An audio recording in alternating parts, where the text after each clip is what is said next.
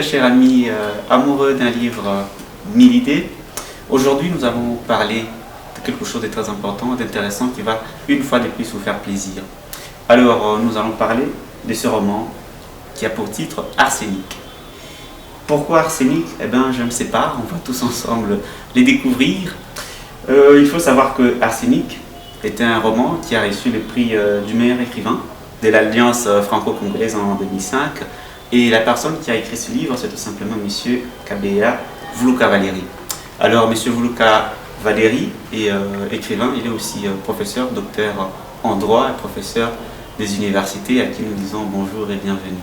Merci beaucoup, M. Jamal, surtout pour cette invitation à notre émission. Et je remercie par la même occasion les éditions pour lire de nous avoir accordé cette tribune pour que nous puissions parler autour du roman Arsenic. Alors, professeur, Arsenic, comme je viens de le dire tantôt, a été primé. Il a reçu le prix littéraire du meilleur écrivain. Comment ça s'est passé? Pouvez-vous nous dire un peu plus la petite histoire qui a généré l'écriture d'Arsenic jusqu'à la récompense du prix du meilleur écrivain? Pour la petite histoire, le roman Arsenic, l'inspiration d'écrire ces romans, j'étais encore en deuxième graduat à la facu. En fait, j'étais interne au homme démarié, on appelle Bloca, chambre numéro 5, pendant que les amis allaient assister au sport, pendant que les amis s'adonnaient à d'autres activités, moi je m'enfermais pour écrire le roman Arsenic. C'était en deuxième graduat.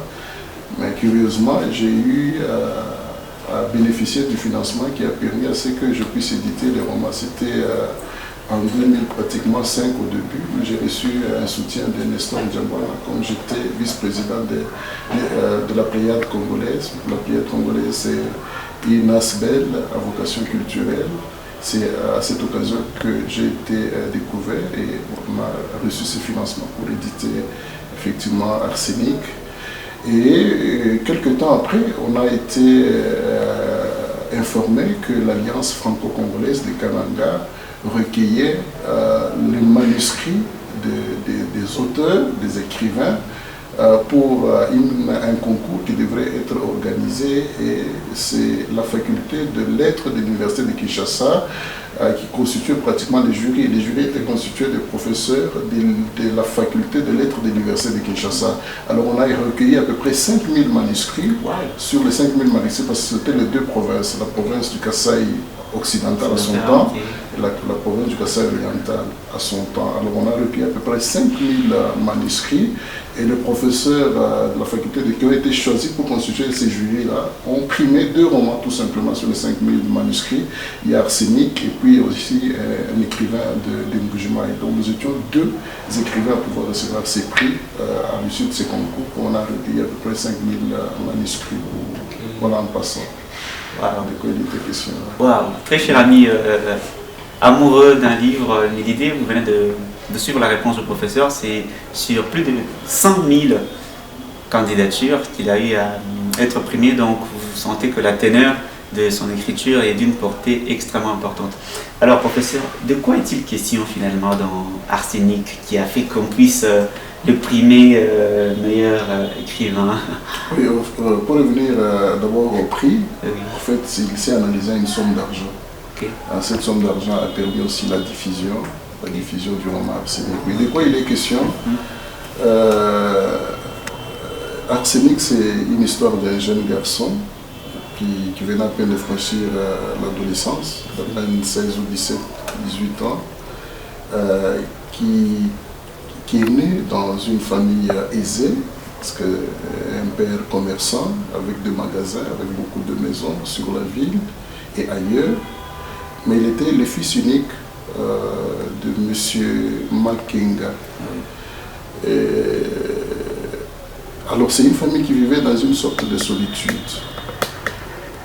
Comme en Afrique, on n'est pas heureux en étant seul. C'est-à-dire quoi? C'est-à-dire qu'il y a de la joie quand on partage avec les autres. La question de la solidarité, vous allez revenir. Alors le père qui s'est vu, en fait, qui était rejeté par le membre de sa famille, le père de Muchipai, a voulu une réconciliation avec sa famille cette réconciliation l'a amené à aller au village où il va rencontrer ses parents, son père qui était décédé, avec des biens, ainsi de suite. Mais arrivé au village, curieusement, il va rencontrer la mort. On va monter tout un complot pour pouvoir l'achever. Pourquoi? Parce que, évidemment, il avait refusé de prendre en mariage la femme qui lui avait été proposée par les membres de sa famille. Alors voilà un peu l'ambiance dans laquelle est né Mouchipaï. Il a grandi dans pratiquement une bourgeoisie, mais curieusement ou concomitamment au décès de son père, ils vont être empoisonnés, lui et sa mère. Par qui? Par sa demi-sœur. Et chez nous, en Afrique, on ne parle même pas, on ne connaît même pas de demi-sœur, même si c'est l'enfant qui est né hors mariage, on l'appelle toujours sœur, on l'appelle toujours frère, mais sa demi-sœur va être instrumentalisée par le gérant des affaires familiales pour qu'il puisse mettre de l'arsenic dans les repas qu'il prenait en famille. Et c'est à la suite de la consommation de ces repas qu'ils vont effectivement ingurgiter ce qu'on appelle l'arsenic, qui est pratiquement un poison qui donne la mort dans les temps voisins effectivement de sa consommation. Ils vont être acheminés à l'hôpital, mais curieusement, Mouchipaï va survivre, contrairement à sa mère qui va finalement mourir. Et à cette occasion, il va rencontrer une famille bienveillante qui va l'adopter. Et c'est dans cette famille qu'il va rencontrer aussi sa future fiancée. Mais curieusement, cette future fiancée va être la petite fille, ou les rejetons, effectivement, de l'assassin de son père. Alors, devant ces dilemmes, c'est comme j'ai dit, l'amour triomphe tout, l'amour pardonne. C'est un garçon qui a eu vraiment un cœur extraordinaire. Quand on est animé par ce sentiment d'amour, on ne sait pas comptabiliser les fautes ou les erreurs dans les chefs des autres. Il a aimé cette famille qu'il a accueillie, il a aimé effectivement cette fille à qui il a promis le mariage, il fallait qu'il aille au bout de sa logique, même si finalement, à la fin du scénario, il va rencontrer l'assassin de son père qui cherchait à trouver refuge dans la famille de son enfant, alors que c'est effectivement dans cette famille où a été adopté ce jeune homme. Et finalement, le jeune homme sera en face du bourreau de son père, de l'assassin de son père. Qu'est-ce qu'il va faire? Il va pardonner. Non simplement il va pardonner, il va même prendre la maison qui était la leur, vendue indûment. Il va prendre cette maison-là, la réattribuer à cette famille qu'il a adoptée. Voilà un peu la fin. La fin, c'est celle-là. C'est l'amour qui a pu triompher au-delà, effectivement, de tout ce qu'on a pu subir comme mal, comme peine. Et le jeune homme a pu pardonner, et c'est un enseignement fondamental pour nous autres. Et voilà un peu en résumé de quoi il est question dans l'arsenic. Et alors, professeur, il y a une question qui vient à l'esprit comme ça. Dans l'intrigue du roman, parmi les personnages, s'il fallait que vous en choisissiez un, vous êtes qui dans l'intrigue? Vous êtes Mouchipaï? Non, je suis Mouchipaï. Je suis Mouchipaï. Je dis pourquoi? Parce que l'écrivain, il donne toujours une part de lui-même dans son roman. Ah oui. Moi-même, j'ai été aussi adopté en partie. J'ai vécu loin de ma famille,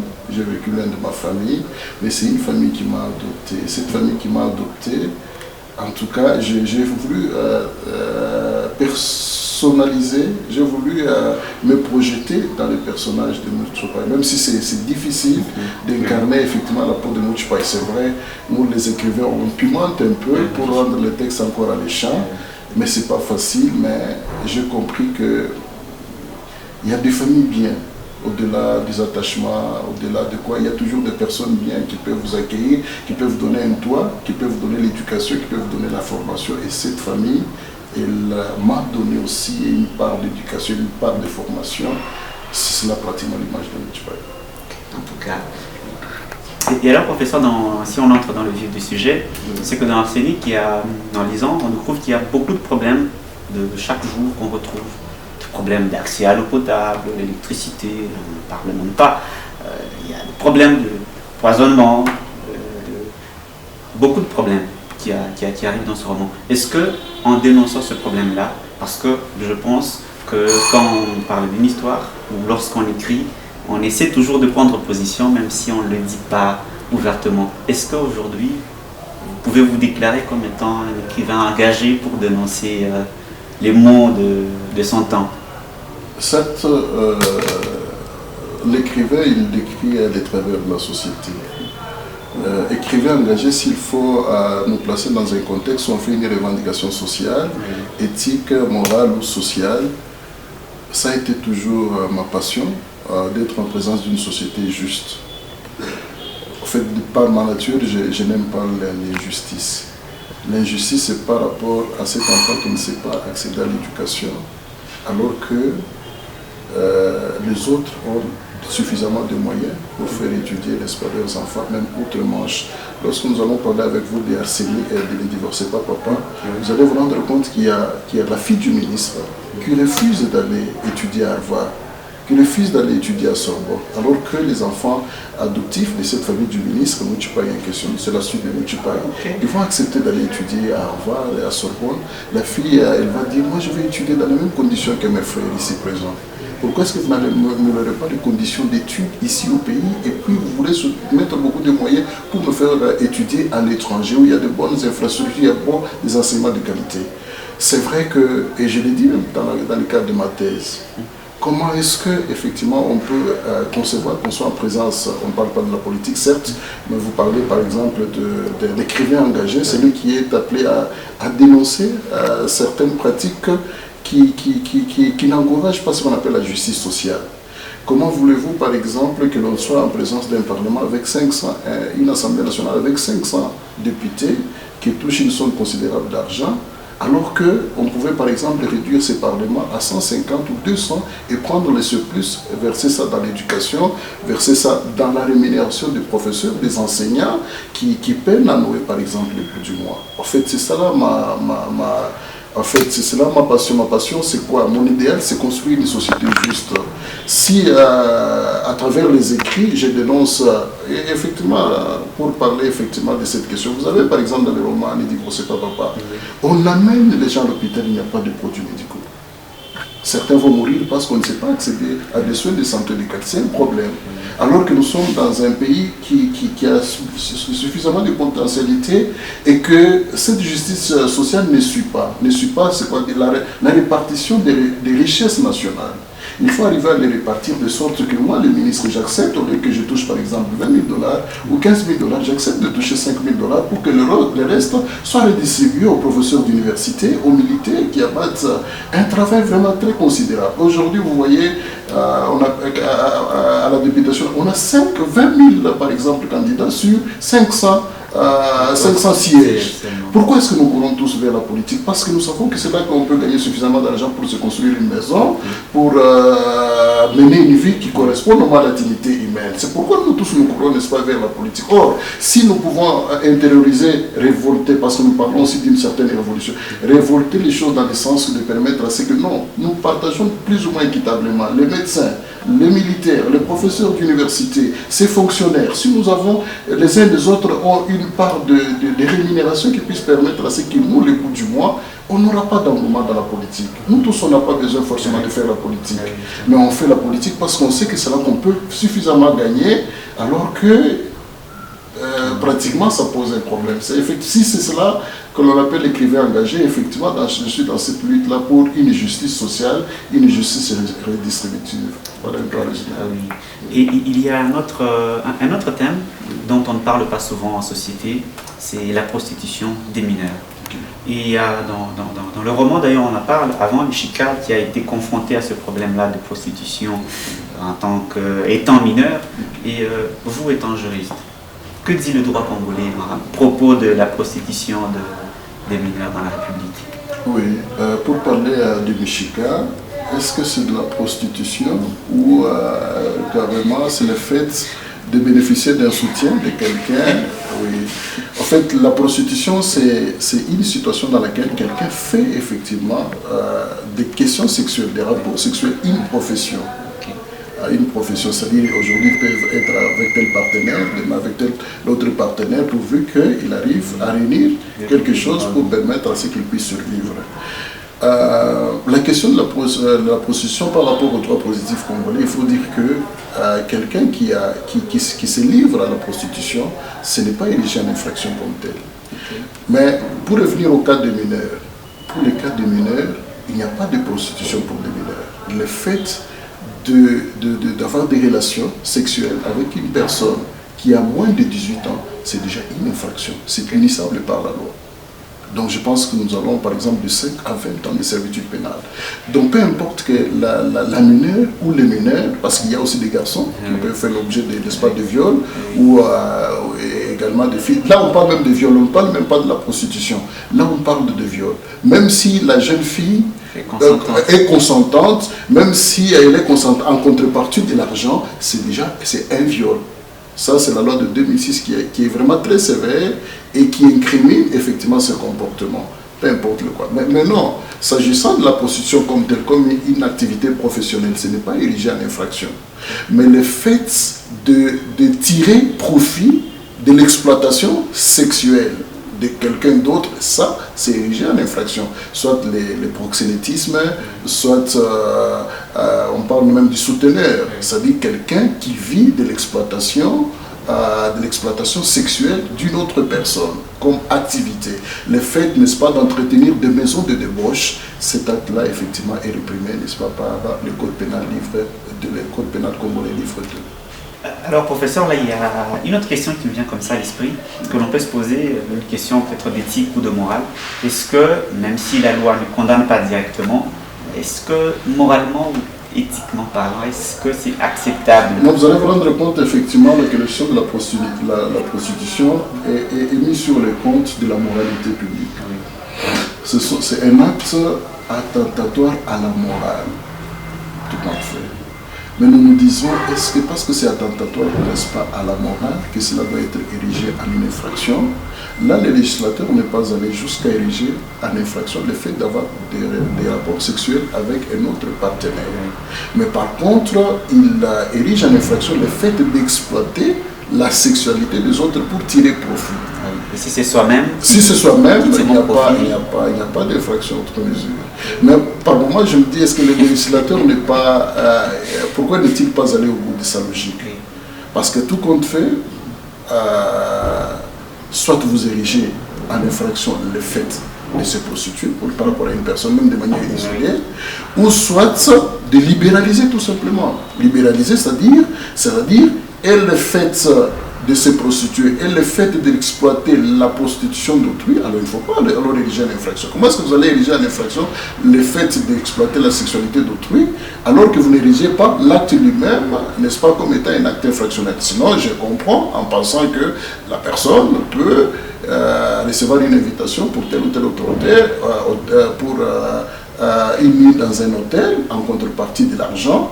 Ça peut, je pense pour les législateurs, ces faits-là, ce n'est pas condamnable. Mais le fait d'entretenir, d'exploiter, parce que l'exploitation, ça devient autre chose. C'est-à-dire que quand vous avez un partenaire, vous dites, non, c'est 20 $. Dans les 20 $, il sort 10 $, il les remet à la personne pour le compte de qui il travaille. Ça, le législateur condamne. Et effectivement, il y a des situations qui amènent, c'est un phénomène social. Un phénomène social, même dans les pays les plus développés, c'est un phénomène qui sévit. Mais ici, chez nous, en Afrique, c'est un peu accentué à cause de la pauvreté. Il y a la question de la pauvreté des parents, il y a la question, n'est-ce pas, des divorces des parents, il y a le problème des décès de parents. Tout compte fait, l'État n'a pas organisé la tutelle parce qu'actuellement, qui est, n'est-ce pas, ses frères qui va prendre les enfants d'un des couillous alors que finalement il n'a pas intérêt. Généralement on prend les enfants, mon frère est décédé, je prends ses enfants quand on sait qu'il a laissé des biens.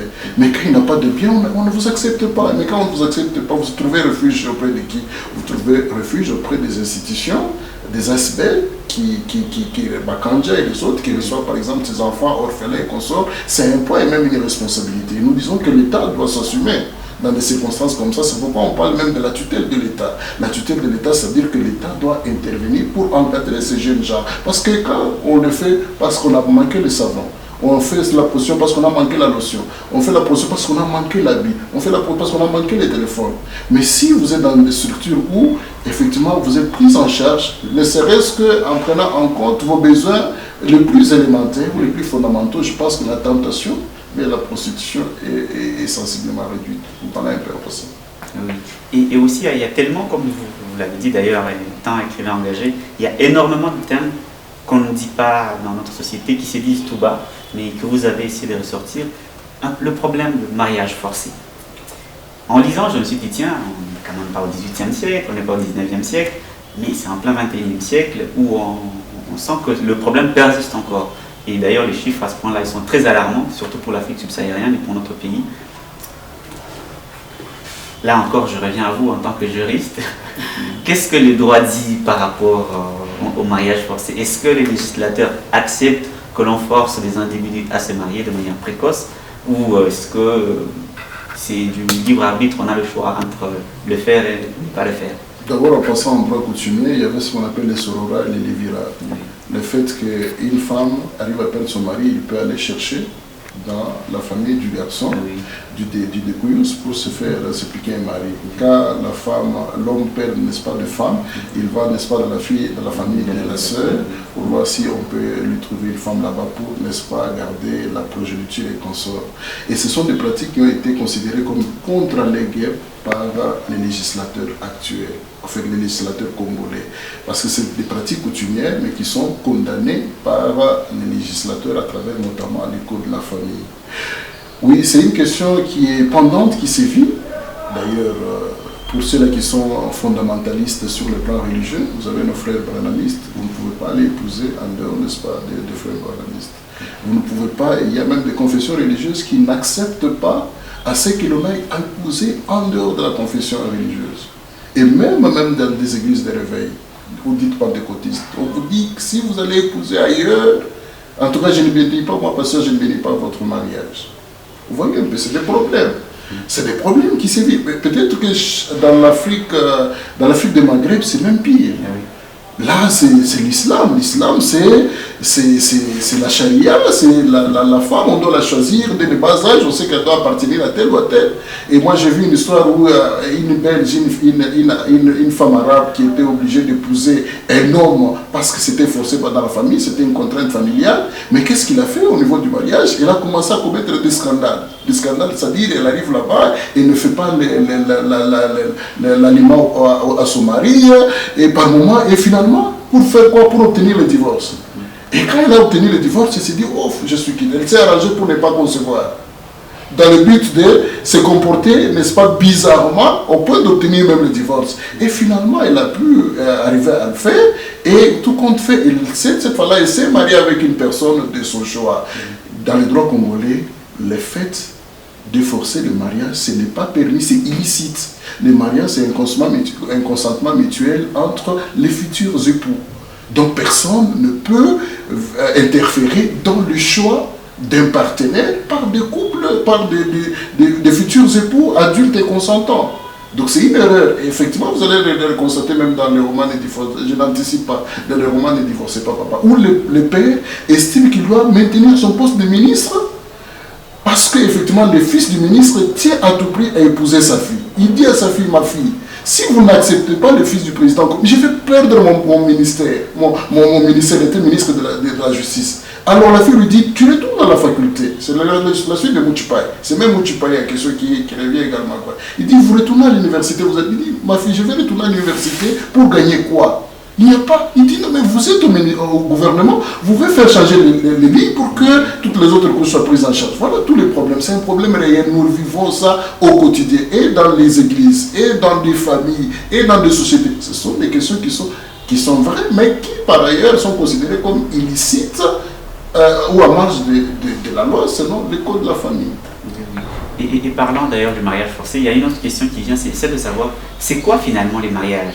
Parce que dans le roman, il y a un extrait où il y a Maître Kapena et Makenga qui échangent, et Makenga il ne comprend pas la réflexion de Maître Kapena qui est vraiment dans le constitutionnel. Il lui dit, mais attendez, le mariage, ce n'est pas ceci, c'est cela. Et qu'allez-vous dire à nos téléspectateurs et à nos auditeurs à propos du mariage, juridiquement parlant? Effectivement, Maître Kapena a pu découvrir par la suite, et c'est suite à la révélation de Makenga, qu'il n'était pas marié et coutumièrement et civilement.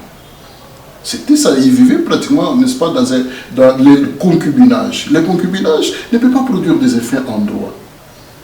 Les Ratovanda, comme les Kinois disent, les Ratovanda ne peut pas produire des effets en droit.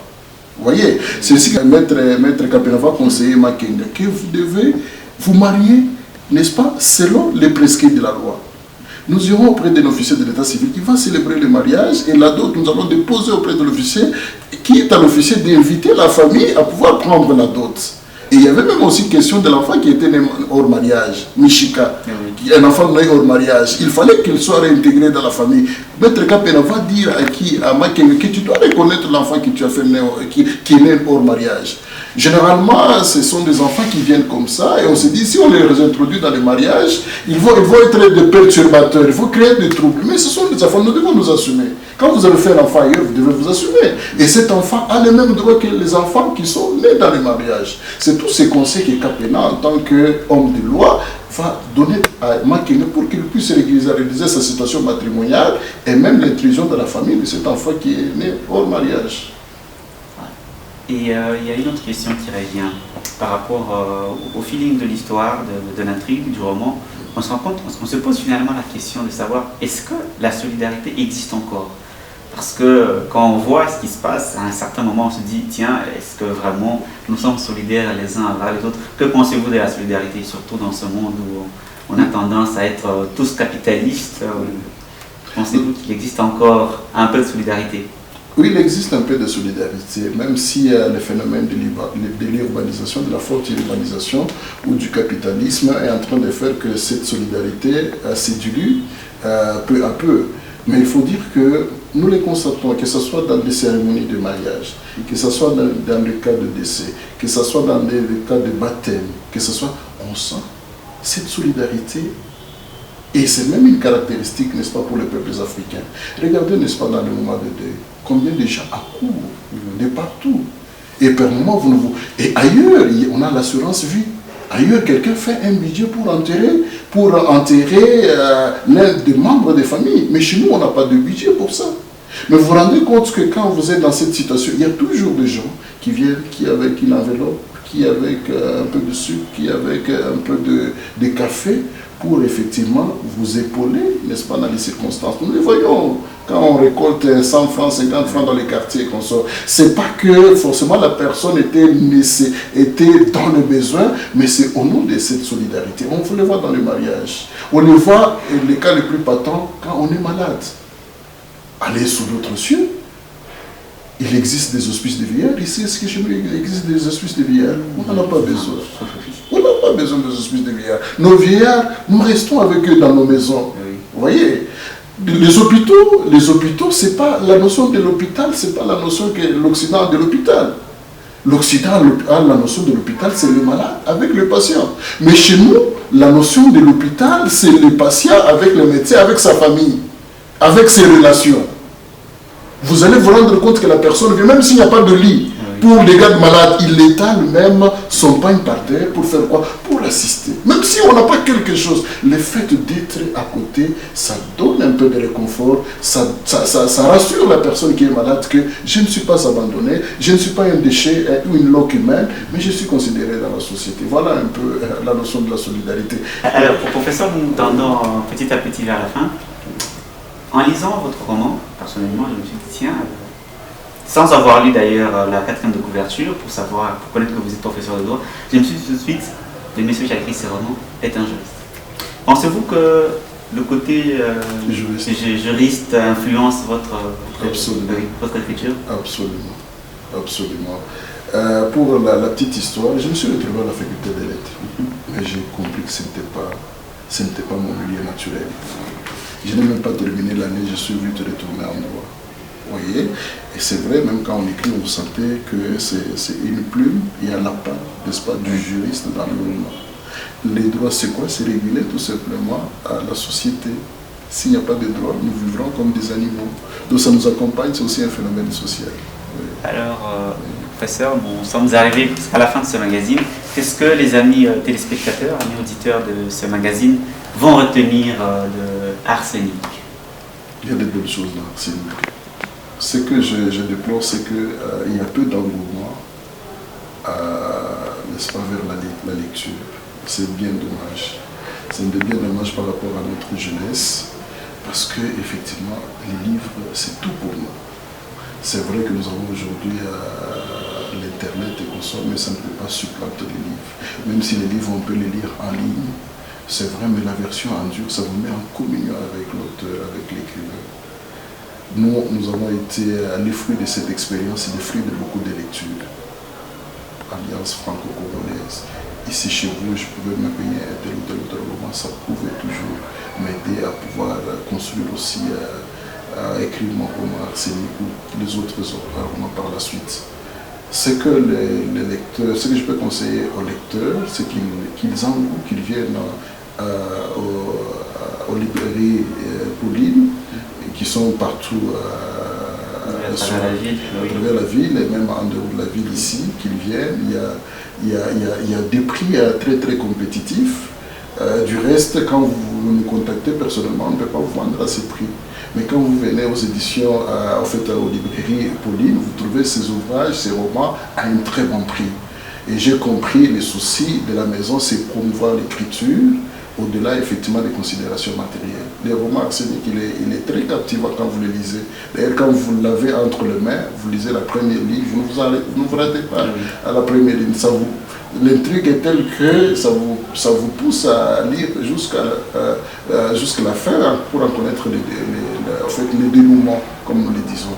Donc nous invitons les lecteurs à pouvoir s'approprier, à pouvoir venir en courant à la librairie Pauline ici sur Lomami et se procurer effectivement à un très bon prix et même ils seront étonnés de pouvoir se réaliser le prix qui est fixé ici. Merci beaucoup. Merci beaucoup professeur d'avoir répondu à notre invitation. C'est moi qui vous remercie et je remercie également la maison pour cette tribune et nous pensons que ce n'est pas la dernière fois. Prochainement je pense que nous pourrons encore être ensemble. Merci beaucoup. Merci à vous. Eh bien, vous l'aurez compris, très chers amis téléspectateurs, amis auditeurs de l'émission Un livre, 1000 idées. Nous sommes arrivés à la fin de ce magazine. Nous avons reçu aujourd'hui M. Kabea Voulou-Cavalery. Il est écrivain et professeur des universités.